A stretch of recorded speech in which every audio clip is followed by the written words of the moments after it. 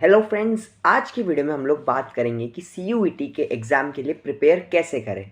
देखिए, अब सी का एग्ज़ाम बहुत ही पास आता जा रहा है। सिर्फ 6 महीने रह गए हैं मेन एग्ज़ाम्स को, और अभी तक काफ़ी सारे लोगों ने तैयारी शुरू भी नहीं की होगी। इनफैक्ट उनकी बोर्ड्स की तैयारी ही अभी तक सॉर्टेड नहीं होती है। लेकिन अब सीन ऐसा है कि एटलीस्ट स्कूल में एक बार सिलेबस कवर करवा दिया गया है। मैक्सिमम स्टूडेंट्स अपना 70 से 80% को ऑफ द सिलेबस को कवर कर लिया होगा। तो मेरे हिसाब से ये राइट टाइम है सी की प्रिपरेशन को बिगिन करने का। तो देखिए, इसका एक सिंपल सा फॉर्मूला है। सी का जो प्रिपरेशन है वो आपके बोर्ड से बहुत ज़्यादा लिंक्ड है, क्योंकि मैक्सिमम सिलेबस कॉमर्स में जो सी का होता है वही बोर्ड्स का होता है। सिर्फ कुछ एडिशनल टॉपिक्स होते हैं जो बोर्ड्स में नहीं होते हैं और सी में भी आ जाते हैं। उन टॉपिक्स को अभी बाद में भी देखा जा सकता है, बट अभी फोकस उन टॉपिक्स पे होना चाहिए जो बोर्ड्स में भी आ रहे हैं और सी में भी आ रहे हैं। तो देखो, आप सभी के पास 5 सब्जेक्ट्स होंगे टोटल। उसमें सबसे पहले आता है इंग्लिश, जिसके पे आपको सबसे ज़्यादा फोकस करना है, क्योंकि 12th के बोर्ड्स में जो इंग्लिश का सिलेबस होता है और सी में जो इंग्लिश का सिलेबस होता है वो दोनों काफ़ी ज़्यादा डिफरेंट होते हैं। जो इंग्लिश में बोर्ड्स का सिलेबस होता है वो स्टोरीज एंड लिटरेचर ओरिएंटेड होता है या फिर राइटिंग स्किल्स ओरिएंटेड होता है। लेकिन सी की इंग्लिश मोर ऑफ ग्रामेटिकल होती है, और इंग्लिश जो है ना वो सबसे ज़्यादा इम्पैक्ट डाल सकती है।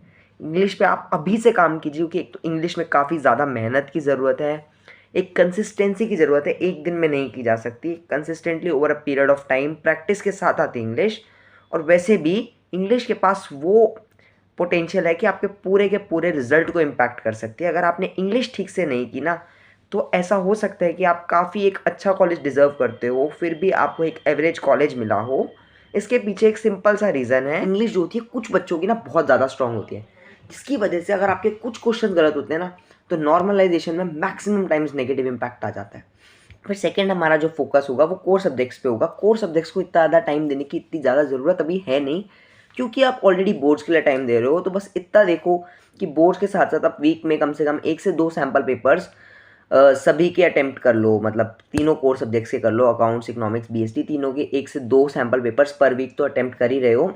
जब भी आप कोई चैप्टर पढ़ रहे हो तो उसके एमसीक्यूज भी प्रैक्टिस कर रहे हो, आप ये इंश्योर करो, क्योंकि बोर्ड्स में भी अब एमसीक्यूज परसेंटेज रखता है। 25% of the exam is MCQ, और सी तो होता ही एमसीक्यू है। तो अब एमसीक्यू पे इंपॉर्टेंस धीरे धीरे शिफ्ट करो अपना। ऑफकोर्स आपको मेन पे नहीं फोकस लूज़ करना चाहिए, क्योंकि क्या होता है ना, जो लंबे आंसर्स होते हैं ना उसको अगर बंदे ने ध्यान से समझ लिया, अगर रटोगे तो दिक्कत हो जाएगी, लेकिन अगर ध्यान से समझ लिया, केस स्टडीज़ हैं उनका इंटरप्रिटेशन आपको आ गया बीएसटी में खासकर, तो आप काफ़ी ईजिली अटेम्प्ट कर पाओगे। तो आपका मेन फोकस जो है वो अभी भी थ्योरी होना चाहिए, बट हाँ, साथ में आपको एमसीक्यूज प्रैक्टिस करने चाहिए।